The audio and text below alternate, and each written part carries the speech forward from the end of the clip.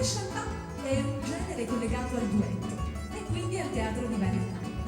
Questo genere musicale ha avuto la sua massima manifestazione tra la fine dell'Ottocento e gli inizi del Novecento.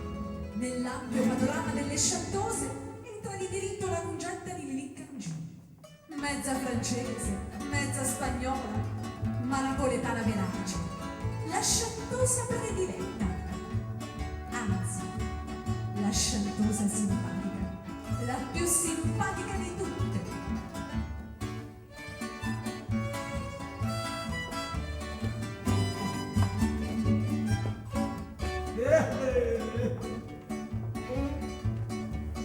Non so più concetta, non so Lili Cangi, chantosa e prediletta, vita voglia di, quando mi da buttare, ti va a contare, accetta mai, ma senti in quantità. Chi mi pigliava francese, chi mi pigliava spagnola, ma sono tutte male, ma pacchi bambini. Chi mi pigliava francese, chi mi pigliava spagnola, ma sono tutte male, ma pacchi bambini. Caro bebè, che guarda fa, di quando vengo a te mi senti disturba.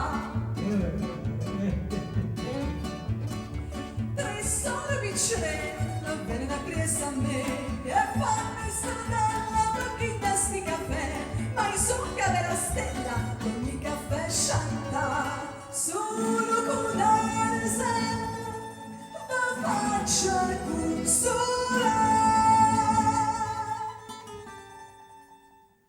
Chi mi pigliava francese, chi mi pigliava spagnola, ma sono tutte male, vita con mattimoni.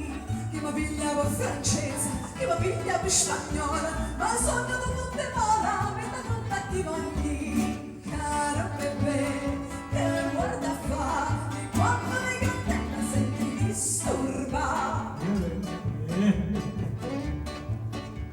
E leggo un coppofoglio, sento parlare di lì, e non leggo ma mi broglia, che voleva capire, ma questo non mi importa, senza sapere ballare, basta che veste corta, tutta sa fa giusta.